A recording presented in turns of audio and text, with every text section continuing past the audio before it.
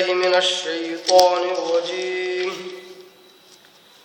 بسم الله الرحمن الرحيم.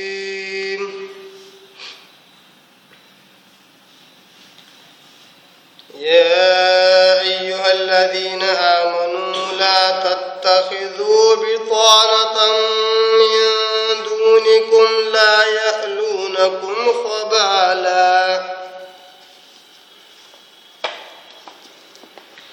ودوا ما عنتم قد بدت البغضاء من أفواههم وما تخفي صدورهم أكبر قد بينا لكم الآيات إن كنتم تعقلون. ها أنتم أولئك تحبونهم ولا يحبونهم وتؤمنون بالكتاب كله وإذا لقوكم قالوا آمنا وإذا خلوا عضوا عليكم الأنامل من الغيظ قل موتوا بغيظكم إن الله عليم بذات الصدور. إن تمسسكم حسنة تسؤهم وإن تصبكم سيئة يفرحوا بها وإن تصبروا وتتقوا لا يضركم كيدهم شيئا إن الله بما يعملون محيط. صدق الله العظيم. نحمده ونصلي على رسوله الكريم. اما بعد. تمام قسم کے حمد و ثنا تعریف کبریائی بڑائی اسے اللہ وحدہ لا شریک کے لیے لائق اور زیبا جو ساری کائنات کا خالق مالک میرا اور آپ کا مربی ہے. اسے اللہ کی ساری تعریفیں جو غفور ہے غفار ہے کریم ہے ستار ہے. بعد اس کے آپ کے میرے آقا دو جہاں کے سردار الانبیاء پر کروڑا کروڑ انگنت بے شمار درود و سلام صلی اللہ علی محمد و آلہ وسلم. قابل احترام بزرگوں، عزیز دوستوں، نوجوان ساتھیوں، قرآن مجید کی 3 آیتوں کی میں نے تلاوت کی ہے اور یہ تینوں آیتیں چوتھے پارے کی ہیں. سورہ آل عمران سورہ نمبر 3 اس کے رکو نمبر 12 کی آیتیں ہیں، بالکل آخری آیتیں ہیں. آیت نمبر 118 119 اور 120 یہ 3 آیتیں ہیں اور آیت نمبر 120 پر رکو نمبر 12 مکمل ہوتا ہے. حالانکہ تینوں آیتیں تلاوت کے اعتبار سے واعظ و نصیحت کے اعتبار سے بھی کافی بڑی ہیں، پر چونکہ یہ ایک ہی مضمون سے تعلق رکھتی ہیں اس لیے انہیں جداگانہ طور پر الگ الگ دروس میں نہیں بیان کیا جا سکتا تھا. اگر بیان کرتے تو جو تسلسل ایک مضمون میں جو قائم رہنا چاہیے وہ قائم نہیں رہ جاتا اور وہ تسلسل ٹوٹ جاتا تھا. لہذا ہمیں چاہتے ہوئے یا نہ چاہتے ہوئے ان تینوں آیتوں کو ایک ساتھ لینا پڑ رہا ہے تاکہ ہمیں ایک مضمون کے اعتبار سے بات پوری طرح سمجھ میں آ جائے. واقعی تینوں آیتیں بالخصوص مسلمانوں کو اور مسلمان کا جو معاشرہ ہے اس کو سمجھانے کے لیے اللہ تعالیٰ نے بہت ہی زبردست باتیں، بہت ہی زبردست نصیحتیں اللہ تعالیٰ نے ان تینوں آیتوں میں کی ہیں. ان آیتوں میں خاص طور پر اللہ تعالیٰ نے منافقوں کا تذکرہ کیا ہے اور کافروں کا تذکرہ کیا ہے. کافروں سے مراد بالخصوص اہل کتاب کے کافر، وہ کافر جو منافق ہیں، وہ کافر جو منافق ہیں۔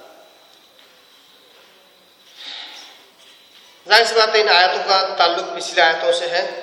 پچھلی آیتوں میں اللہ تبارک تعالیٰ نے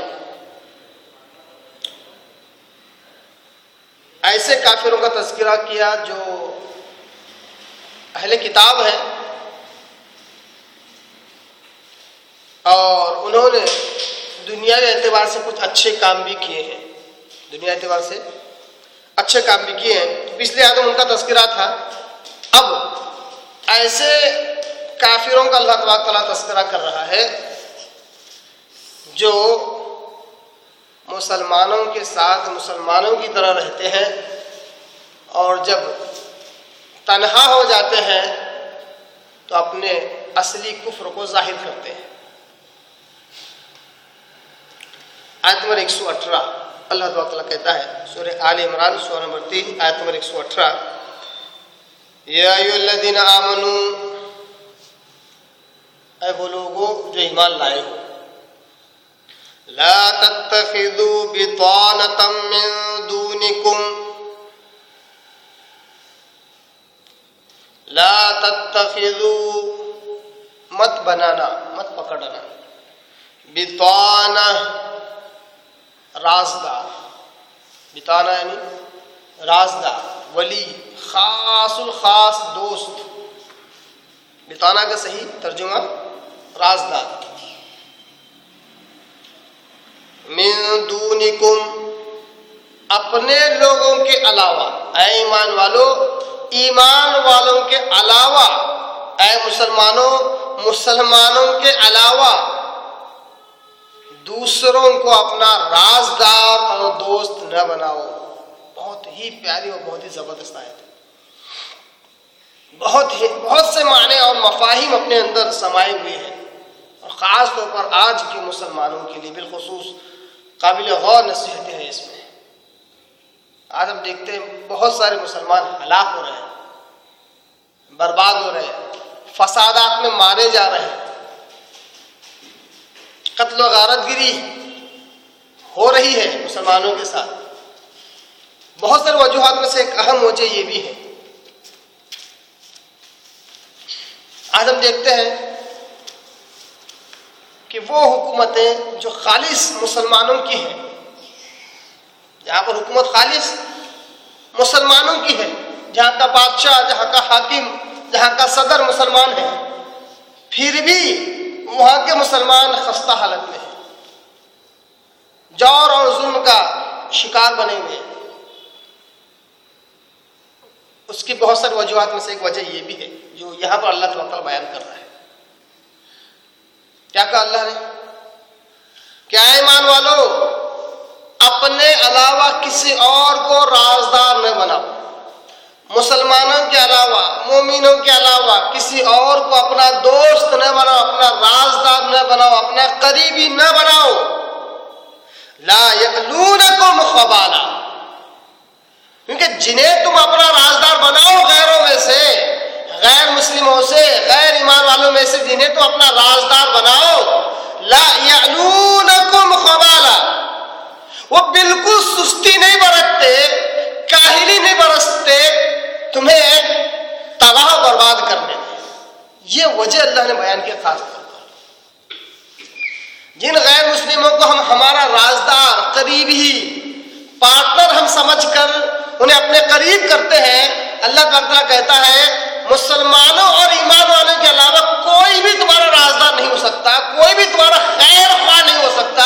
یہ اصل میں تمہارا نقصان کرنے میں کسی بھی طریقے سے سستی اور کاہلی نہیں برتتے۔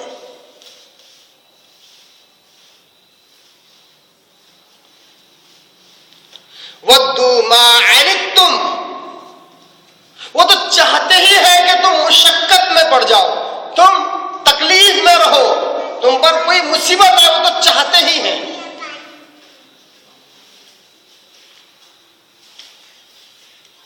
ان آیتوں میں اللہ تبارک تعالیٰ نے کافروں کا تذکرہ کیا، کیونکہ پچھلی آیت میں کافروں کا تذکرہ تھا، اور یہاں پر اللہ نے کہہ کر کہ مسلمانوں کے علاوہ، ایمان والوں کے علاوہ کسی اور کو اپنا رازدار نہ بناؤ، یہ کہہ کر اللہ نے کافر کا ہی تذکرہ کیا، غیر مسلم کا ہی تذکرہ کیا، مگر کیسے کافر، کیسے غیر مسلم؟ آگے کی آیتوں سے ہمیں معلوم ہوتا ہے کہ جو منافق ہے، جو منافق قسم کے ہیں، جب سامنے آتے ہیں تو ایمان کا اظہار کرتے ہیں، تو پیچھے جاتے ہیں تو مسلمانوں کی دشمنی کا اظہار کرتے ہیں. جیسا کہ آگے کی آیت میں اللہ نے کیا کہا، وَإِذَا لَقُوكُمْ قَالُوا آمَنَّا، جب تم لوگوں سے ملتے ہیں تو کہتے ہیں ہم ایمان لے آئے. وَإِذَا خَلَوْا، جب یہ اکیلے ہو جاتے ہیں، عَرْضُوا عَلَيْكُمُ الْأَنَامِلَ مِنَ الْغَيْظِ، تو غصے کی حالت میں اپنے انگلیاں اپنے دانتوں سے چبا لیتے ہیں. یہ ان کی دشمنی کا عالم. معلوم ہوا ان آیتوں میں کافروں کا، مشرکوں کا تو اللہ تذکرہ کر رہا ہے، غیر مسلموں کا تذکرہ کر رہا ہے، مگر وہ کیسے جو کافر ہیں. معلوم ہوا کہ کیسے لوگ تذکرہ کر رہے ہیں؟ جو منافق ہیں. ایسے کافر، ایسے مشرکوں کا اللہ تعالیٰ ان آیتوں میں تذکرہ کر رہا ہے جو منافق ہے. معلوم ہوا کہ منافقت یہ کفر سے بھی بڑی ہوئی ہے. منافقت، نفاق، یہ کیا ہے؟ یہ شرک اور کفر سے بھی بڑی ہوئی ہے. یعنی شرک اور کفر سے بڑا گناہ کون سا ہے؟ نفاق ہے، منافقت ہے. کیونکہ انسان جب منافق ہو جاتا ہے تو نہ صرف وہ کفر کو اختیار کرتا ہے بلکہ اس کے ساتھ ساتھ اسلام کا مذاق بھی اڑاتا ہے. یہ دگنا گناہ کر رہا ہے، دگنا. ایک کافر تو کافر جو اپنے کفر پر اڑا ہوا ہے. منافق وہ ہوتا ہے جو اپنے کفر پر اڑے رہتے ہوئے اسلام کا بھی مذاق اڑاتا ہے اور دوغلاپن دکھلاتا ہے. تو یہ کفر اور شرک سے بڑا ہوا گناہ ہے. اس لیے اللہ تعالیٰ نے قرآن مجید میں کیا کہا، فی درک الاسفل. منافق جو ہے جہنم کے سب سے نچلے گڑھے میں رہنے والے ہیں. یعنی کہ سب سے سخت عذاب، سخت ترین عذاب منافقوں کو ملنے والا ہے. ان آیتوں سے جو پہلی بات جو معلوم ہوئی وہ یہ ہے کہ منافقت یہ شرک اور کفر سے بڑا ہوا گناہ ہے. ایسے منافقوں کو اللہ تعالیٰ تذکرہ کرتا ہے اور کہتا ہے کہ منافقوں کو اور کافروں کو اور مشرکوں کو ایک زمرے میں ڈال دو اور ان سے دوستی نہ کرو، انہیں اپنا رازدار نہ بناؤ، انہیں اپنا خیر خواہ نہ بناؤ. وجہ کیا بیان کی اللہ نے؟ علت کیا بیان کی؟ لا یعلونکم خبالا. کیونکہ جب تمہارے نقصان کی جب باری آتی ہے، تمہیں فساد میں مبتلا کرنے کی جب باری آتی ہے، جب تمہیں برباد کرنے کی جب باری آتی ہے، تو یہ سستی اور کاہلی نہیں برتتے. تو منافقوں کا تذکرہ ہوا. نبی کریم صلی اللہ علیہ وسلم کے زمانے میں صحابہ کے درمیان جو منافق رہا کرتے تھے ان لوگوں کا تذکرہ ہوا کہ منافقوں سے دوستی نہ رکھے، کیونکہ ان کے دلوں میں مسلمانوں کی بربادی کے خواہشات ہوتے ہیں. جب مسلمانوں کی بربادی کا جب وقت آتا ہے تو اس میں سستی اور کاہلی نہیں برتتے. نبی کریم صلی اللہ علیہ وسلم کی سیرت اس بات پر گواہ ہے کہ کئیوں جنگیں ایسی ہوئی کہ منافق 100 200 300 یا اس سے کہیں زیادہ مسلمانوں کے ساتھ شریک ہوتے، کہتے ہیں کہ ہم بھی اللہ کی راہ میں جہاد کریں گے، ہم بھی دشمنوں کا منہ توڑ جواب دیں گے.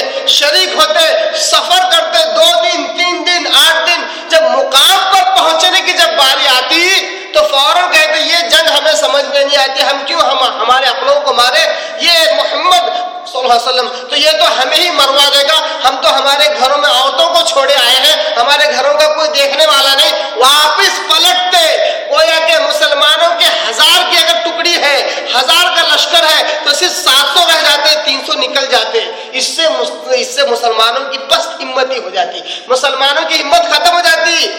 یہ چاہتے کہ مسلمانوں کے دل میں ڈر اور خوف پیدا ہو دشمنوں کے تعلق سے، یہ چاہتے کہ مسلمانوں کی تعداد کم ہو جائے اور یہ دشمنوں کے مقابلے میں کم پڑ جائے. بالکل سستی نہیں برتتے. جب بھی مسلمانوں کی بربادی کا جب بھی معاملہ آتا یہ بالکل سستی نہیں برتتے، کاہلی نہیں برتتے. لا یعلونکم خبالا. اے مسلمانوں، اے ایمان والو، تمہارے تعلق سے یہ منافق قسم کے کافر، یہ منافق قسم کے مشرک، یہ منافق تمہاری بربادی کے لیے کبھی بھی سستی اور کاہلی نہیں برتتے. آئیے اس سے پہلے کہ ہم مزید آگے بڑھیں، مسلمان کا معاشرہ غیر مسلم کا معاشرہ، پھر مسلمان اور غیر مسلموں کے اختلاط اور ان کے میل جول، ان کے ساتھ اٹھنا بیٹھنا، ان کے ساتھ کھانا پینا، ان کے معاشرے میں رہنا سونا، اس کے تعلق سے ہم آگے مزید جانیں۔ لفظ بطانہ کے تعلق سے چند مزید باتیں ہم جان لیتے ہیں۔ ایک بڑی پیاری حدیث مجھے ملتی ہے، ایک صحیح بخاری کی ہے بطانہ کے تعلق سے، اس کو سمجھ لیتے ہیں۔ صحیح بخاری حدیث نمبر 6611 6611، اور یہ حدیث نمبر 7198 7198 صحیح بخاری کے اندر دو جگہ پر حدیث آئی ہے۔ اسی طرح سنن نسائی فی الکبریٰ، امام نسائی کی ایک اور کتاب ہے سنن نسائی الکبریٰ، اس کے اندر حدیث لائے ہیں 8755 پر 8755۔ اس حدیث کے راوی ابو سعید خدری رضی اللہ تعالیٰ عنہ ہیں، وہ کہتے ہیں عن النبی صلی اللہ علیہ وسلم قال، نبی صلی اللہ علیہ وسلم نے کہا ما بعث اللہ من نبی، اللہ تبارک و تعالیٰ نے ایسا کوئی نبی نہیں بھیجا، یہ الفاظ حدیث نمبر 7198 کے اندر ہے، ما بعث اللہ من نبی، یہ الفاظ، اور 6611 یہ بھی بخاری کی حدیث ہے نا، اس میں یہ الفاظ موجود نہیں ہے۔ بہرحال پوری حدیث کو اگر دیکھا جائے تو جو معنی مفہوم نکلتا ہے وہ یہ ہے، ما بعث اللہ من نبی، اللہ تعالیٰ نے ایسا کوئی نبی نہیں بھیجا، وَلَسْتَخْلَفَ مِنْ خلیفہ، یا کوئی ایسا امیر مقرر نہیں ہوتا۔ پہلی حدیث جو 7198 کی، اس سے معلوم ہو رہا ہر نبی جب بھی آیا یا جب بھی کوئی خلیفہ، کوئی حاکم، کوئی بادشاہ، کوئی امیر مقرر ہوا تو الا کانت لہو بطانتان، بطانہ سنگولر ہے، واحد ہے، اس کی جمع، اس کا تثنیہ دو کے لیے جو آتا ہے بطانتان، الا کانت لہو بطانتان، تو ان کے ساتھ دو رازدار اللہ تعالیٰ نے رکھے یا رکھتے ہیں۔ تو حدیث نمبر 6611 کے مطابق آپ تو وسلم کہتے ہیں کہ جب بھی کوئی امیر مقرر ہوتا ہے، جب بھی کوئی خلیفہ مقرر ہوتا ہے، جب بھی کوئی سردار، کوئی حاکم، کوئی بادشاہ مقرر ہوتا ہے تو اس کے ساتھ ہمیشہ دو مشیر ہوتے ہیں، جو دو رائے مشورے والے ہوتے ہیں، دو وزیر ہوتے ہیں، دو رازدار ہوتے ہیں، دو قسم کے ہوتے ہیں۔ بطانتن، اس میں سے ایک رازدار، ایک مشیر کیا ہوتا ہے، وہ تأمرہ بالمعروف وتحضہ علیہ، اس میں سے ایک اپنے خلیفہ کو، اپنے سردار کو، اپنے حاکم کو اچھے کاموں کا حکم دیتا ہے، اچھے کاموں کی طرف رغبت دلاتا ہے، اچھے کاموں پر انہیں ابھارتا ہے، اچھی راہ بتلاتا ہے۔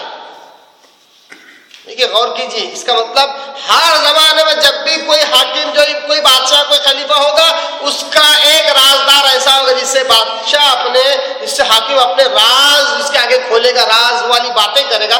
اس میں سے ایک ایسا ہوگا جو ان باتوں کو سن کر بادشاہ کو اچھی رائے دے گا، اچھا راستہ بتلائے گا، اچھی چیزوں پر ابھارے گا تاکہ بادشاہ اور خلیفہ اور حاکم اچھے کام کریں۔ وبطانہ، اور ایک دوسرا والا جو ہوگا، دوسرا والا رازدار، دوسرا والا مشیر، وہ کیسا ہوگا، تأمرہ بالشر وتحضہ علیہ، جو برائی کا حکم دے گا اور برائی پر ابھارے گا، غلط کاموں کا، ظلم کا حکم دے گا اور ظلم پر ابھارے گا۔ کیا ہے یہ؟ صحیح بخاری کے حدیث نمبر 7198 کے مطابق کیا ہے؟ ایسا کوئی نبی نہیں آیا جس کے ساتھ اللہ نے دو رازدار نہ رکھے ہوئے۔ ہر نبی کے ساتھ ایسا ہوتا ہے کہ دو رازدار ہوتے ہیں۔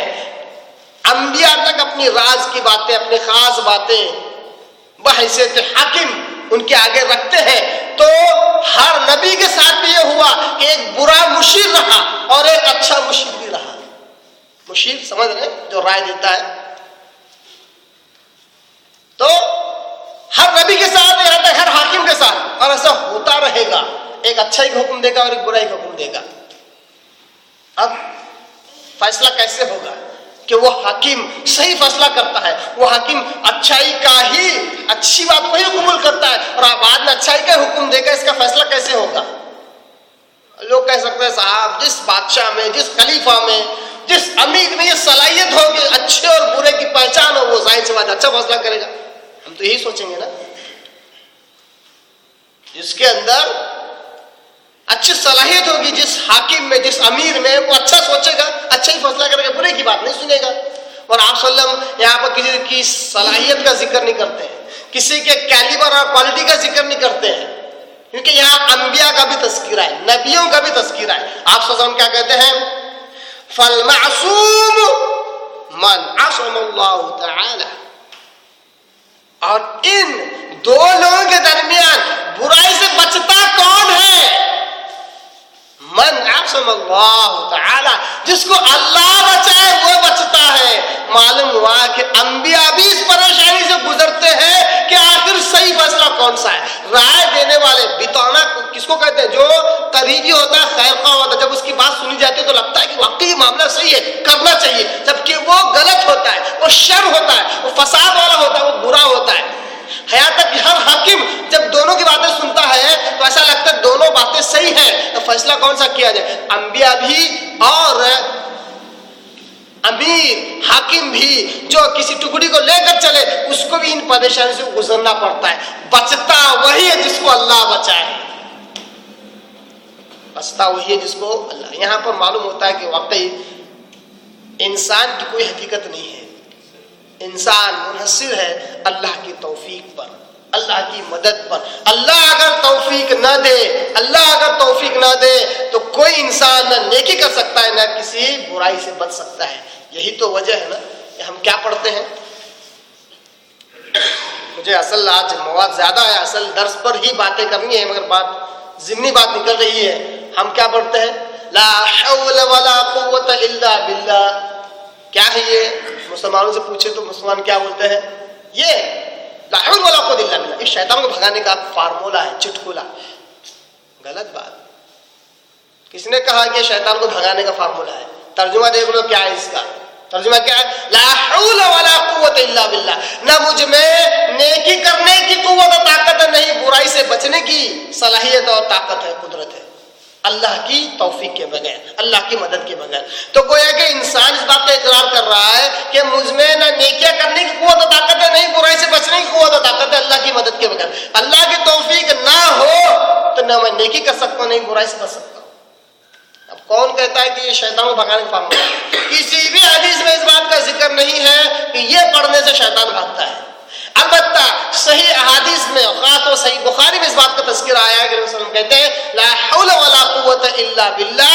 یہ جنت کے خزانوں میں سے خزانہ ہے, جنت کے خزانوں میں سے ایک خزانہ ہے. اس شیطان کو بھگانے کا کوئی چٹکلا اور فارمولہ نہیں ہے. اسی طرح اگر ہم قرآن مجید اٹھاتے ہیں, حضرت صالح علیہ السلام کیا کہتے ہیں؟ کہتے ہیں ان اريد الا الاصلاح.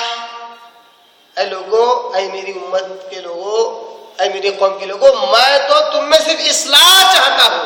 ان اريد الا الاصلاح ما استطعت.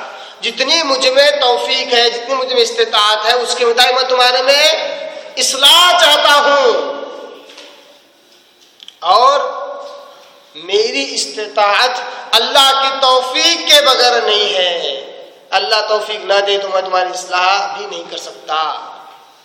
اسی طرح یوسف علیہ السلام کیا کہتے ہیں سورہ یوسف میں؟ کون سا پارہ ہے؟ بالکل پارے کی ابتدا والی آیت ہے, وما ابرئ لنفسی. میں اپنے نفس کو پاک باز نہیں کہتا, تو اللہ نے بچایا مجھے اس گناہ سے, اس لیے میں بچ گیا. تو اللہ کی توفیق بہت اصل چیز ہے. جیسا کہ اس حدیث میں معلوم ہوتا ہے کہ دو رازداروں میں سے برے رازدار, برے مشیر کی بات پر عمل نہ کرنا, یہ اللہ کی توفیق, اللہ کے بچانے کی وجہ سے ہوگا. انسان اپنی مرضی, اپنی صلاحیت, اپنا نالج, اپنی کوالٹی, اپنا کیلیبر کی وجہ سے نہیں بچتا ہے, اللہ کے بچانے سے بچتا ہے. یہ حدیث میں نے آپ کے آگے رکھا. لفظ بتانا رازدار کو سمجھنے کے لیے اللہ تبارک تعالیٰ کیا کہتا ہے؟ یا الذین آمنوا لا تتخذوا بطانة من دونکم، اے ایمان والو اپنے علاوہ کسی اور کو اپنا رازدار نہ بناؤ، اپنا قریبی نہ بناؤ، اپنے لیے خیر خواہ مت سمجھو، اپنا ولی و دوست مت بناؤ. لا یعلونکم خبالا، کیونکہ وہ تمہاری بربادی اور سستی میں بالکل کمی نہیں کرتے، تم کو برباد کرنے میں سستی اور کاہلی نہیں برتتے. تو معلوم ہوا غیر مسلموں سے دوستانہ تعلقات نہیں رکھنا چاہیے. اس سے پہلے بھی اس قسم کی آیتیں آئی ہیں کہ ایسی دوستانہ تعلقات جو قربت والی ہو، جو دل کے قریب ہوں، ایسے تعلقات نہ رکھے. دنیا کے اعتبار سے جو معاملات ہیں وہ الگ چیز ہے، مگر انہیں اپنا رازدار، کیونکہ بتانا لفظ رازدار کے اوپر ڈیپینڈ ہے، رازدار انہیں نہیں بنانا چاہیے، انہیں اپنا خیر خواہ سمجھ کر نہیں رکھنا چاہیے. ایک بڑی پیاری حدیث آتی ہے، اس حدیث کو آپ غور سے سنیں اور آج کے دور کے مسلمانوں پر ایک نگاہ ڈالیں. یہ حدیث سنن ابو داؤد کی حدیث ہے، حدیث نمبر 2645 2645. اس حدیث کے راوی جریر بن عبداللہ رضی اللہ تعالیٰ عنہ ہے. وہ کہتے ہیں قال بعث رسول اللہ صلی اللہ علیہ وسلم سریہ الى خثعم. آپ صلی اللہ علیہ وسلم نے ایک چھوٹی سی ٹکڑی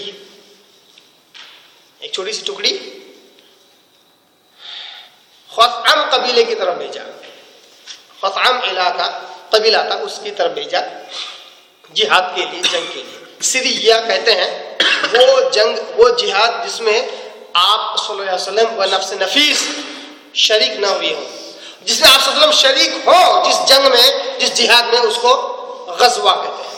تو یہاں سریہ ہے، آپ صلی اللہ علیہ وسلم نے ایک چھوٹی سی ٹکڑی اس کو سریہ جہاد کے لیے بھیجا خثعم قبیلے کی طرف. فاعتصم ناس منهم بالسجود. غور کیجیے اس حدیث کو، جتنا زیادہ اس کی میں وضاحت کروں گا کم ہے.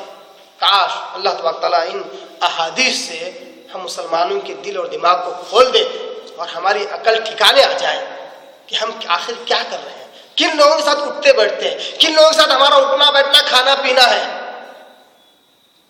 اللہ ہماری عقلوں کو درست کر دے. کیا کہتے ہیں حدیث میں، کیا الفاظ ہیں؟ فاعتصم ناس منهم بالسجود. جب یہ جہاد کے لیے اس قبیلے کی طرف انہوں نے جب حملہ کیا تو وہاں پر کچھ مسلمان تھے، ان غیروں میں، ان مشرکوں میں کچھ مسلمان بھی رہتے تھے. جیسے مسلمانوں کو دیکھا تو سجدے میں گر گئے، بتلایا کہ دیکھو ہم مسلمان ہیں، ہم مسلمان ہیں. فاسرع فیہم القتل. مگر ان حملہ کرنے والے مسلمان نے اس کو دیکھا نہیں، اس کی پرواہ نہیں کی، اور مشرکوں کے ساتھ ان کی بھی گردنیں اڑا دی، ان کو بھی مار دیا. صحیح کیا غلط کیا؟ صحیح کیا غلط کیا؟ یہ معاملہ تو نبی محترم صلی اللہ علیہ وسلم کی دربار رسالت میں پہنچنے ہی والا ہے. میں پہلے آپ کے دربار میں پہنچاتا ہوں اور آپ بتائیے صحیح کیا غلط کیا. مسلمان سجدہ ریز ہو گئے اور بتلائے کہ ہم مسلمان ہیں، تب بھی ان کی گردنیں مار دی گئی. غلطی سے کیا، جان بوجھ کر کیا، بہرحال ان کی جانیں تو گئی. ہمارا جواب یہ ہوگا غالباً آپ یہ سوچ رہے ہوں گے کہ مارنا نہیں چاہیے تھا، مسلمان ہے تو کیوں مارا؟ مارنا نہیں چاہیے تھا. پوچھ لیتے بھائی کون ہے تم؟ مسلمان ہے کہ جان بچانے کے لیے سجدے میں گر گئے. اگر کافر بھی ہے تو ہو سکتا تم کیا اسلام قبول کرنا چاہ رہے ہو، معاف کرنا چاہیے تھا. ہماری عقل اس طرح کہتی ہے. آئیے دربار رسالت میں اس معاملے کو پیش کیا گیا. قال صاحب رسول کہتے ہیں فبلغ ذلك النبی صلی اللہ علیہ وسلم. یہ معاملہ نبی کریم صلی اللہ علیہ وسلم کے پاس پہنچایا گیا.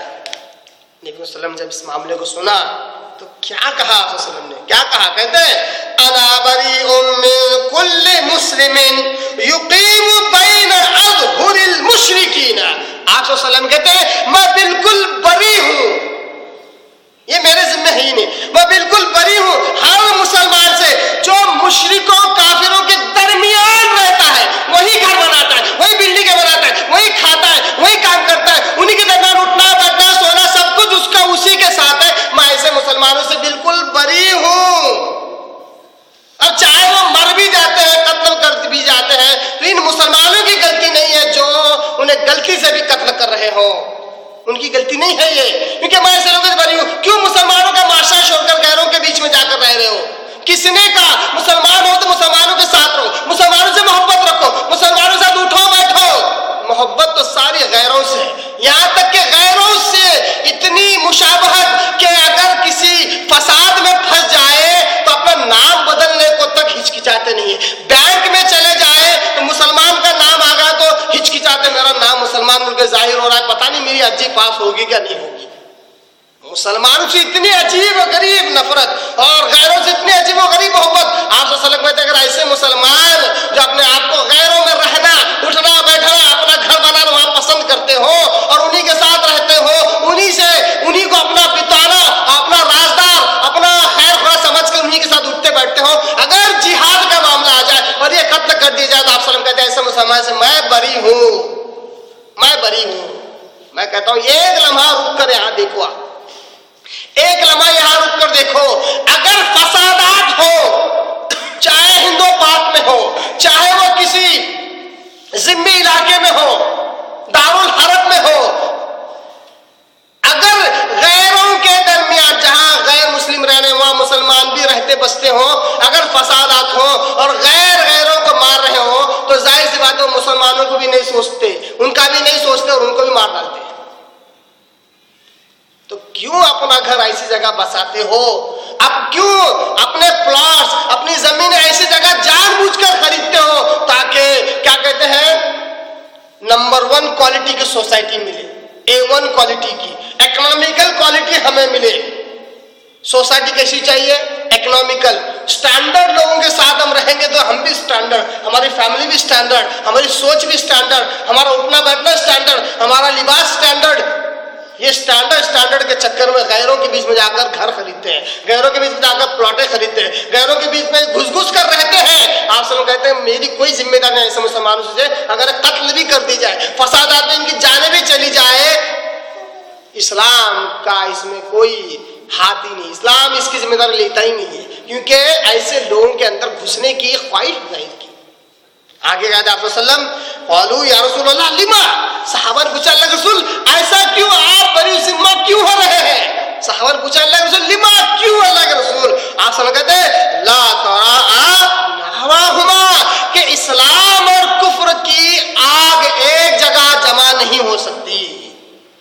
اسلامی معاشرہ اور کفر کا معاشرہ ایک جگہ جمع ہو نہیں سکتا. کتنی زبردست نصیحت ہے مسلمانوں کے لیے. کیوں مسلمان ہو اپنے آپ کو سب سے ایکتا، سب سے انوکھا، سب سے الگ کیوں نہیں سمجھتے اپنے آپ کو؟ اپنا الگ بناؤ، اپنا معاشرہ الگ بناؤ، اپنی سوسائٹی الگ بناؤ. آپ بہت سارے مسلمان روتے ہیں صاحب ہم 5 وقت نمازی، ہم کو نماز پڑھنے نہیں ملتا ہے. کیوں؟ ہمارا گھر وہاں ہے کہ کلومیٹر تک مسجد نہیں دکھتی ہے. ارے تم نے گھر خریدا، تم واقعی سچے مسلمان ہوتے، واقعی اللہ سے محبت، اللہ کی عبادت سے محبت، نماز سے محبت ہوتی تو اپنا گھر وہاں خریدتے جہاں مسجد ہوتی. کہتا ہے کہ میں مسجد کا پڑوسی بنوں گا، ایسی جگہ گھر خریدتے، 5 وقت نمازی بنتے. گھر خریدا اسٹینڈرڈ علاقے میں، اب مسجد کئیوں کلومیٹر دور، 1 گاؤں 2 گاؤں چھوڑ کر صرف جمعہ کو جمعہ جاتا ہے اور اب ٹھاٹ کا مسلمان ہے. کیوں؟ میونسپلٹی میں نام آ گیا اس کا. شرم آنی چاہیے. آپ صلی اللہ علیہ وسلم کہتے ہیں میں تو ایسے لوگوں سے بری ذمہ ہوں، اس لیے فسادات وغیرہ ہوتے ہیں تو اللہ معاف کرے صورت سے تو لگتے ہی نہیں کہ کس قسم کے مسلمان ہیں. چڈی اور پینٹ کھول کر معلوم کرنا پڑتا ہے کہ یہ کون ہے. پھر اسلام ان لوگوں کی کیسے ذمہ داری لے سکتا ہے؟ کیوں لے گا ذمہ داری؟ اسلام کی آگ اور کفر کی آگ یہ دونوں ایک جگہ جمع ہو ہی نہیں سکتے. آپ صلی اللہ علیہ وسلم کہتے ہیں مسلمان اپنا معاشرہ الگ بنائیں گے، جہاں اپنے معاشرے کی تشکیل الگ کریں گے، جہاں لوگوں کی ذہنیت الگ بنائیں گے، جہاں مسجدیں ہوں گی، جہاں مدرسے ہوں گے، جہاں پاک اور صاف ستھرے کیا ہے روڈ راستے ہوں گے، جہاں برقعے والی عورتیں چلیں گی تو کوئی چھیڑے گا نہیں، جہاں مسلم خواتین چلیں گے پھریں گے پڑھیں گے لکھیں گی وہ ان کی ایجوکیشن پوری کریں گے تو کسی کا ڈسٹربنس نہیں ہوگا. یہ غلط ملت والا معاملہ بڑا ڈینجر ہے. جس طرح مرد اور عورت کا اختلاف بڑا ڈینجر ہے، اسی طرح مسلمان اور غیر مسلم کا غلط ملت ہونا یہ بھی بڑا ڈینجر ہے. رہنے مجبوری کے تحت کچھ دن کچھ مہینے کسی کے ساتھ رہے کسی وجہ سے، جیسے اسٹوڈنٹس وغیرہ پڑھنے کے لیے باہر چلے جاتے ہیں، وہاں غیر مسلم کے ساتھ رہنا پڑتا ہے 1 سال 2 سال، یہ مجبوری والا معاملہ الگ ہے.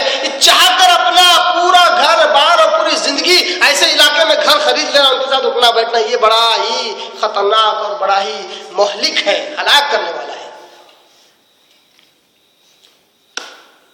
آئیے ایک اور حدیث دیکھ لیتے ہیں، سنن ابو داؤد حدیث نمبر 2787 2787، بڑی پیاری حدیث ہے۔ اس حدیث کا راوی سمورہ بن جندب رضی اللہ تعالیٰ عنہ ہے۔ وہ کہتے ہیں اما بعد قال رسول اللہ صلی اللہ علیہ وسلم، کہتے ہیں اپنی بات مکمل کرنے کے بعد کہتے ہیں کہ نبی کریم صلی اللہ علیہ وسلم نے فرمایا من جامع المشرک، جو مشرکوں سے ملے، جو کافروں سے ملے، مل کر رہے، وسکن معه، ان کے ساتھی رہے، ان کے ساتھی اپنی گھر گرہستی وغیرہ بسائے، ان کے ساتھ اٹھنا بیٹھنا کھانا پینا سونا جاگنا سب کچھ رہے، فإنه مثله، تو وہ ان کے ہی جیسا ہے۔ گویا کہ وہ بھی کافر و مشرک ہی ہے، نام کا مسلمان ہے، نام کے مسلمان، اور دنیا کے اعتبار سے مسلمان ہونے سے کوئی فائدہ نہیں۔ ہمیں مسلمان ہمارا رب کہے کہ یہ مسلمان ہے، ہمارا رب، اور اسلام کو ہمیں کافر اور مشرک سمجھ رہے ہیں، ہم اپنے آپ کو مسلمان سمجھنے سے کیا فائدہ؟ بس دنیا کا تھوڑا سا فائدہ ہو جائے گا، دنیا کے اعتبار سے تھوڑا سا صاحب بن جائیں گے، تھوڑا سا آفیسر بن جائیں گے، لوگ جھک کر عزت کریں گے، مسلم اور غیر مسلم، اس سے بڑھ کر ہمارے جھولی میں کچھ نہیں آنے والا۔ اسلام اور اللہ کے نبی صلی اللہ علیہ وسلم، اللہ تعالیٰ تو ہمیں کافر اور مشرک سمجھ رہے ہیں، کیونکہ ہمارا انہی کے ساتھ اٹھنا بیٹھنا، ان کے ساتھ اختلاط ہمارا ہے۔ یہاں پر ایک معاملہ سوچنا چاہیے کہ جو لوگ غیروں کے ساتھ اٹھتے بیٹھتے، تجارت بزنس سارے معاملات انہی کے ساتھ کرتے ہیں، وہ مسلمان ہے یا کافر ہے؟ ایک بار ایک لمحے فکریہ ہے، غور کرنا چاہیے، غور سے سوچنا چاہیے۔ اللہ تعالیٰ کہتا ہے کہ یا الذین آمنوا لا تتخذوا بطانة من دونکم لا یألونکم خبالا، کہ اے ایمان والو اپنے علاوہ کسی اور کو اپنا رازدار نہ بناؤ، کیونکہ وہ تمہاری بربادی میں بالکل سستی اور کاہلی نہیں کرتے۔ وَدُّوا مَا عَنِتُّمْ، وہ تو چاہتے ہیں کہ تم مشقت میں آ جاؤ، تم دقت میں آ جاؤ، تم پر مشکلیں اور آفتیں اور مصیبتیں تم پر آ جائیں، وہ تو چاہتے ہی ہیں۔ قَدْ بَدَتِ الْبَغْضَاءُ مِنْ أَفْوَاهِهِمْ، یہاں پر اللہ تعالیٰ صحابہ سے خاص طور مخاطب ہو کر کہتا ہے کہ اے میرے نبی کے صحابہ، تم دیکھتے ہو کہ ان کی منہوں سے تو اپنا بغض اور اپنا غصہ اور ان کی دشمنی تو ان کے منہ سے ظاہر ہوتی ہے، یعنی کئیوں دفعہ منافقین اپنے زبانی طور پر اپنی دشمنی کا اظہار کر ڈالتے تھے۔ اللہ کہتا ہے کہ یہ اپنی زبان سے تو اپنا بغض، اپنی عداوت، اپنی دشمنی کا تو اظہار کرتے ہی ہیں، تم نے دیکھا ہوا ہے۔ وما تخفی صدورہم اکبر، اور کیا تمہیں پتا ہے ان کے دلوں میں جو کچھ بغض، دشمنی، حسد تمہارے تعلق سے ہے وہ اس سے کہیں بڑھ کر ہے۔ زبان سے بہت کم ادا کرتے ہیں، اصل میں ان کے دلوں میں بہت زیادہ ہوتا ہے۔ یہ قرآن مجید کی آیت قیامت تک رہنے والی ہے۔ گویا کہ یہ جو سسٹم ہے، یہ جو بیماریاں ہیں، یہ جو خرابیاں ہیں معاشرے میں، یہ قیامت تک رہنے والی ہے۔ مسلمان غیر مسلم کے تعلق سے مطمئن نہ ہو، یہ منہ سے کچھ اور دل میں کچھ اور رکھتے ہیں، چاہے وہ کسی بھی دین دھرم کا ماننے والا کیوں ہو۔ مسلمانوں کے تعلق سے ان کے دلوں میں کچھ بہت زیادہ دشمنی، بغض اور عناد ہوتا ہے، یہ زبان سے کم ہی ادا کرتے ہیں، اور جو کچھ ان کے دلوں میں ہے اس کو پورا کرنے میں کبھی سستی اور کاہلی نہیں کرتے، مسلمانوں کو برباد کرنے کی حتمی مقدور کوشش کرتے ہیں۔ اللہ کہتے ہیں ان کے دلوں میں بہت کچھ ہے تمہاری بربادی کے تعلق سے، مگر اس زبان سے بہت کم ہی ادا کرتے ہیں۔ قَدْ بَيَّنَّا لَكُمُ الْآيَاتِ، اے قیامت تک کے مسلمانوں، اللہ کہتا ہے ہم نے تمہارے لیے ہماری باتیں کھول کھول کر واضح کر دی، ہم نے تمہاری بھلائی کے لیے، تاکہ تم دنیاوی اعتبار سے بھی کچھ سکون حاصل کرو، ورنہ تمہارے لیے تو میں نے جنت تیار کر رکھی جو ابدل آباد، سکون ہی سکون ہے۔ میں چاہتا ہوں دنیا میں بھی سکون حاصل کرو۔ آج مسلمان دنیا میں سکون کیوں نہیں حاصل کر رہا ہے؟ اور یہ سمجھتا ہے بیوقوف کہ دنیا تو بڑی تنگ دست اور مصیبتوں سے گزرنے والی ہے، بعد میں جنت ملے گی۔ اللہ کہتا ہے میں تمہیں دنیا میں بھی سکون دینا چاہتا ہوں، اور آخرت میں تو ابدل آباد سکون جنت دینا چاہتا ہوں۔ اللہ تبارک سکون مہیا کرنے کے راز بتلا رہا ہے، کہتا ہے کہ دیکھو غیروں سے دوستی نہ کرنا، غیروں کا اپنا رازدار نہ بنانا، کہ دنیا اعتبار سے سکون ہے۔ اس آیت میں ایک زبردست نقطہ یہ بھی ہے کہ اگر کوئی شرعی حکومت ہے، حاکم اسلامی حکومت ہے، دارالمملکت ہے، وہاں پر کلیدی جو منصب ہوتے ہیں، جو بڑے بڑے مین پوسٹ ہوتے ہیں، وہاں پر غیروں کو نہیں بٹھانا چاہیے. علماء نے اور فقہاء نے اس پر باقاعدہ لکھا ہے کہ ایسے منصب پر غیروں کو نہ بٹھائے. وزیر خارجہ غیر مسلم اور پرائم منسٹر وہ غیر مسلم، صدر غیر مسلم، اور حکومت پورا اسلامی حکومت، پورا اسٹیٹ، پورا جو ہے ملک جو ہے پورا اسلامی، پورے مسلمان. اور حکومت کون کر رہا ہے؟ کوئی یہودی ہے، کوئی عیسائی ہے، کوئی غیر مسلم ہے، کوئی فلاں ہے، کوئی شیعہ ہے. یہ لوگ حکومت کر رہے ہیں. ان کو رازدار نہیں بنا سکتے، ان کو ہمارا سربراہ نہیں بنا سکتے. یہ ہمارے طرف سے نقصان ہی کریں گے. آج آپ دیکھ سکتے ہیں پاکستان کا کیا حال ہے. پاکستان کا کیا حال ہے. حالانکہ اسلامی مملکت ہے، مسلمانوں کی حکومت ہے، مگر اس پر کوئی اور ہی حکومت کرتا ہے کیونکہ اس کی باغ دور کسی اور کے ہاتھ میں دے دی. ایسے بہت سارے اسلامک ممالک ہیں جس کے کلیدی منصب پر غیر مسلم فائز ہیں، جس کی وجہ سے مسلمانوں کو نقصان بہت زیادہ ہوتا ہے. مسلمانوں کو چاہیے کہ جب اپنی حکومت قائم ہو تو اس کے کلیدی مناصب جو ہے وہاں پر ایسے لوگوں کو رکھے جو مسلمان ہیں، بھلے صلاحیت میں کم ہو، علم میں کم ہو. ایسے بعض ہمیں روایتیں ملتی ہیں کہ عمر بن خطاب رضی اللہ تعالیٰ عنہ کے دور میں ایسا ہوا بھی. رائے دی گئی کہ دیکھو فلاں ایک شخص ہے، غیر مسلم ہے مگر بڑا حافظ جگہ قوی ہے، لکھنے والا بہت اچھا ہے، کہ آپ اس کو اپنے پاس رکھو کاتب کے طور پر. کہا کیا میں غیروں پر بھروسہ کروں؟ جبکہ اللہ کہتا ہے غیروں پر بھروسہ نہ کرو. اس سے اچھا میں کسی اپنے پاس کے آدمی کو رکھوں گا، بھلے صلاحیت کم، حافظہ کم، لکھنا بھی کم، ان پڑھ جائے، مگر اپنے آدمی کو رکھوں گا جو میرا رازدار ہوگا. نقصان بھی ہوگا تو مسلمان کی وجہ سے ہوگا، غیر کی وجہ سے نقصان ہو اور اس کی بھرپائی نہ ہو، یہ بڑا زیادہ نقصان ہے، خطرناک بات ہے تمہارے حال. تو کیا کہتا اللہ تعالیٰ کہ ان کے دلوں میں بہت زیادہ بغض اور عناد تمہارے دلوں میں، ان کے دلوں میں بیٹھا ہوا ہے تمہارے تعلق سے. اے مسلمانوں، ہم نے تمہارے لیے اپنی آیتیں کھول کھول کر بیان کر دی. ان کنتم تعقلون، اگر تم عقل رکھتے ہو تو ان باتوں کو سمجھو گے. ورنہ آج یقین جانیے انشاءاللہ یہ ویڈیو دنیا بھر کے لوگوں تک جائے گی. بہت سارے مسلمان اس کو دیکھیں گے، وہ بولیں گے کیا ہے، 4 دن کی زندگی ہے، گزار لو غیروں کے ساتھ، ایک سٹینڈرڈ لائف تو ملے گی. ان کا بولنا تو چلتا رہے گا، ایسے بہت سے ہے بولنے والے، اسی لیے دیکھیں اللہ کہتا ہے ان کنتم تعقلون، عقل ہوگی تو اس بات کو سمجھو گے. عقل ہی نہیں ہے تو کیا سمجھو گے، کیا خاک سمجھو گے. آیت نمبر 118 یہاں پر مکمل ہوئی. آیت نمبر 119 میں اللہ کہتا ہے ہاں انتم اولئک تحبونہم، اے ایمان والو، اے میرے نبی کے صحابہ، کیا تم دیکھتے ہو اس بات کو؟ اے قیامت تک کے مسلمانوں، اے ایمان والو، کیا تم اس بات پر غور کیے ہو؟ ہاں انتم اولئک تحبونہم، تم تو ان سے محبت کرتے ہو، تم تو انہیں دلی طور پر ان سے لگاؤ ہے، تم انہیں اپنا خیر خواہ سمجھتے تو ہو. ولا یحبونکم، ان کو تمہارے سے کوئی محبت ہے ہی نہیں. اور یقین جانیے غیر مسلم مسلمان سے محبت کرتا ہی نہیں. غیر مسلم کافر مسلمان سے محبت نہیں کرتا. وہ وقتی فائدہ ہوتا ہے، وہ بدلے کا بدلہ ہوتا ہے جو اس کو سکھایا گیا. دنیا میں رہو، یہ ہاتھ سے دو، یہ ہاتھ سے دو، بدلہ اس کو معلوم ہے. محبت کا نام، محبت بدلے کا نام نہیں ہے. میں نے ایک بار دعوت دیا تو اس نے میرے کو ایک بار دعوت دی، یہ محبت ہے ہی نہیں. یقین جانیے یہ بدلے کو بدلا جو دنیا سکھا دی، دنیا داری کہتے ہیں اس کو. غیر مسلم دنیا داری کے اعتبار سے مسلمان سے لگاؤ رکھتا ہے، محبت نہیں ہوتی. اللہ کہتا ہے تم تو ایک وقت ہو سکتا تم ان سے محبت کرو دلی طور پر، تم انہیں اپنے گھر میں، اپنے خاتون خانے میں، اپنے خانہ آبادی میں آنے دے سکتے ہو دلی طور پر. وہ کبھی یہ کام نہیں کرتے، کبھی یہ کام نہیں کرتے. اپنی پوری دولت تمہارے لیے کھول کر رکھ سکتے ہیں مگر دلی طور پر تمہارے سے کبھی یہ محبت نہیں کر سکتے. وَتُؤْمِنُونَ بِالْكِتَابِ كُلِّهِ، اے مسلمانوں تم تو پوری کی پوری کتاب پر ایمان رکھتے ہو، اور اس سے پہلے جتنی کتابیں ان پر بھی ایمان رکھتے ہو. وہ نہ تمہاری پوری کتاب پر ایمان رکھتے ہیں، نہ ہی تمہاری کتاب پر ایمان رکھتے ہیں. یعنی منافق اس کتاب قرآن میں کی بعض آیتوں پر ایمان رکھتے تھے، بعض آیتوں کا انکار کرتے تھے، اور اس سے پہلے کتابوں پر ایمان رکھتے تھے، قرآن کا انکار ہی کر ڈالتے تھے. اللہ کہتا ہے تم تو پوری قرآن پر ایمان رکھتے ہو، اور اس سے پہلے جتنی کتابیں آسمانی ہیں ان پر بھی تمہارا ایمان ہے، ان کو بھی تم مانتے ہو، مگر یہ نہیں مانتے.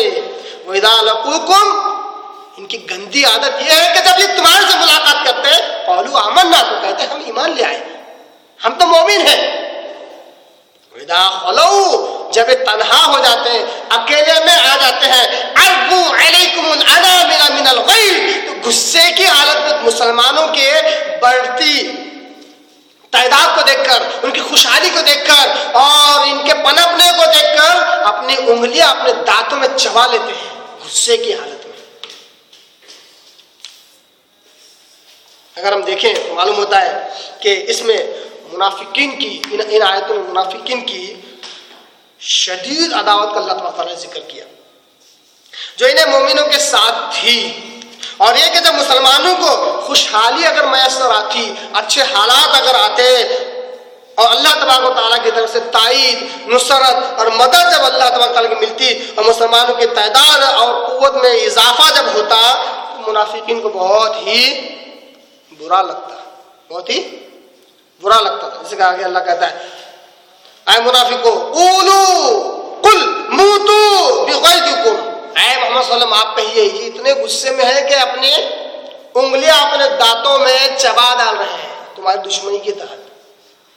اے محمد صلی اللہ علیہ وسلم آپ کہیے کہ اے کافرو، اے منافقو، اے مشرکو، اپنے غصے ہی میں مر جاؤ، اپنے غصے ہی میں مر جاؤ تاکہ تمہارا انجام یہی ہو۔ تم دگلی پالیسی کرتے ہو، سامنے آتے ہو تو محبت کا اظہار، پیچھے جاتے ہو تو دشمنی کا اظہار۔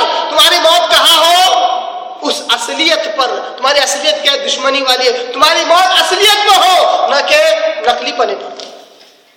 ان اللہ علیم بذات الصدور، بے شک اللہ تبارک تعالیٰ دلوں کی باتوں کو جاننے والا ہے۔ اللہ تبارک تعالیٰ دلوں کی باتوں کو جاننے والا ہے۔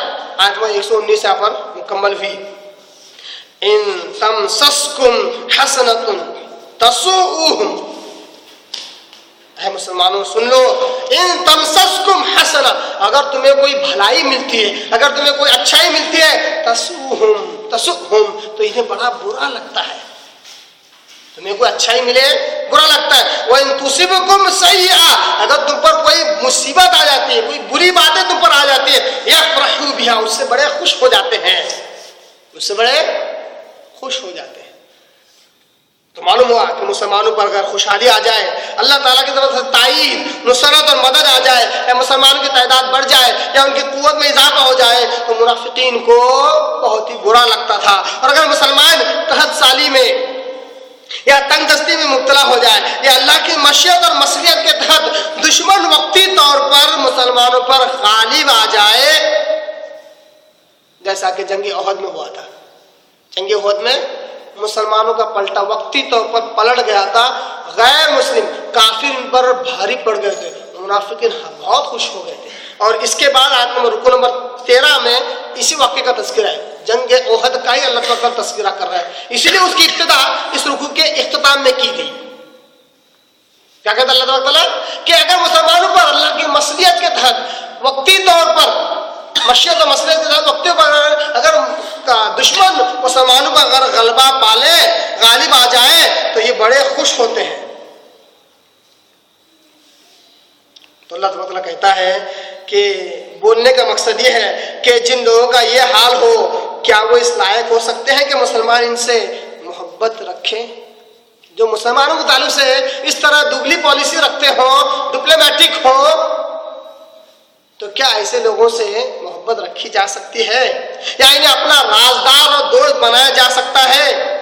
اللہ تبارک تعالیٰ اسی لیے قرآن میں دوسرے مقامات پر مسلمانوں سے خاص طور پر کہا کہ یہود و نصارہ سے دوستی نہ کرنا، مشرکوں سے دوستی نہ کرنا، انہیں ولی اور دوست نہ بنانا، اپنا رازدار اور اپنا قریب نہ بنانا، انہیں دل سے قریب محبت نہ کرنا۔ ظاہری طور پر کوئی کام کاج ہو، وقتی طور پر رکھو اور اس کو دور کر دو، اس کو اپنے قریب نہ آنے دینا، اپنے گھروں میں گھسنے مت دینا۔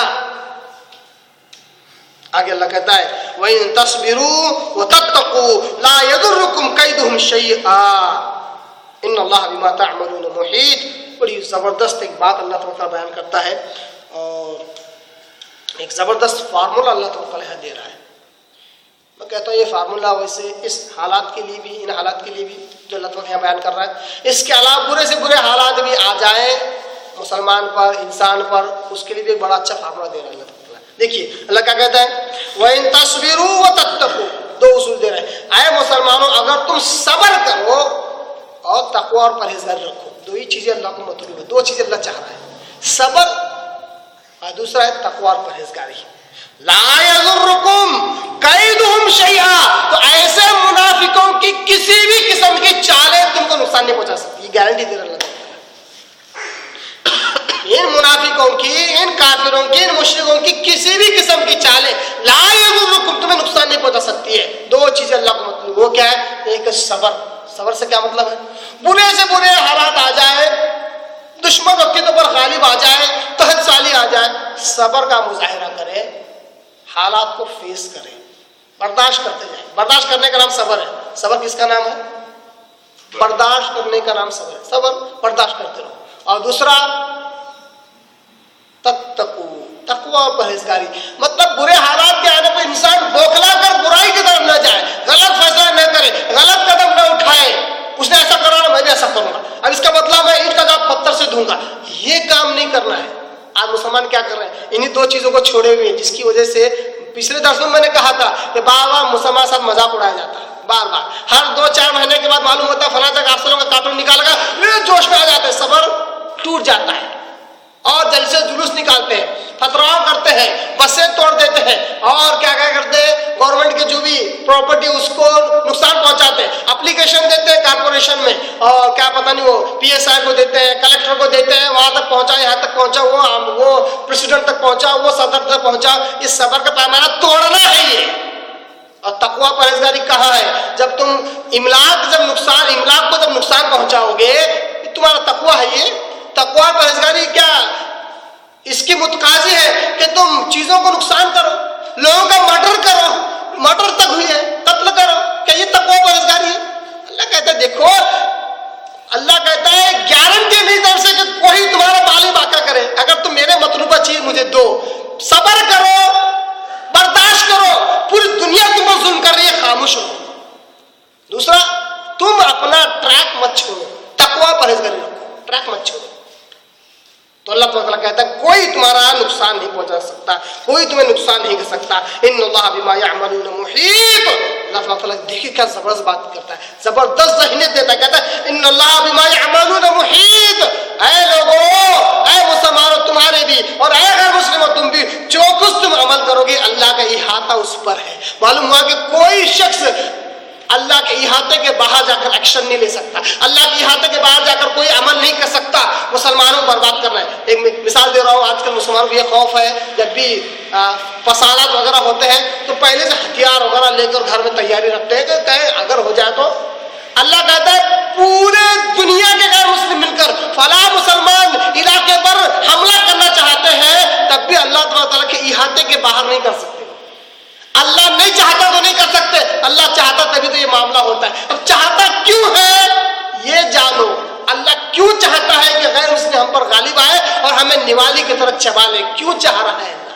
ہمارے میں یہ دو چیزیں نہیں ہے, صبر نہیں ہے, تقوی پرہیزگاری نہیں ہے. اللہ کے تعلق سے علم ہی نہیں ہے, اسلام کا علم ہی نہیں ہے, جاہل بیٹھے ہوئے ہیں, مردوں کے آگے سجدہ کرتے ہیں, مردوں سے منتیں مرادیں مانگتے ہیں, اور دین کا علم بالکل زیرو ہے. اب غیر مسلم ہمیں نوالی کی طرح نہ کھائے تو کیا کریں؟ اللہ چاہ رہا ہے ایسا, اس لیے ہو رہا ہے. اللہ چاہ کر ہی, اللہ کے چاہنے سے مصیبتیں آتی ہیں, مصیبت اپنی مرضی سے نہیں آتی ہے. ہمیں صحیح ہونا چاہیے, ہمیں صحیح ٹریک پر آنا چاہیے, ہمیں جو ہے صبر کا مظاہرہ کرنا چاہیے اور تقوی پرہیزگاری کا دامن تھام لینا چاہیے. تب جا کے اللہ کہتا ہے کہ اللہ ہر ایک کو کنٹرول میں لیے ہوئے ہے. تو اللہ کو بھروسہ رکھو, اللہ تمہیں ان کے بری چالوں سے, شیطانی چالوں سے, مکر و فریب سے اللہ تمہیں بچا کر رہے گا, اور کوئی تمہیں کسی کی چال, کسی کا مکر و فریب تمہیں نقصان نہیں کر سکتی. اللہ سے دعا کروں اللہ تعالیٰ ہمیں قرآن کو صحیح سمجھنے اور قرآن نصیحت پر عمل کرنے کا اللہ توفیق عطا فرمائے. وآخر دعوانا ان الحمد للہ رب العالمین.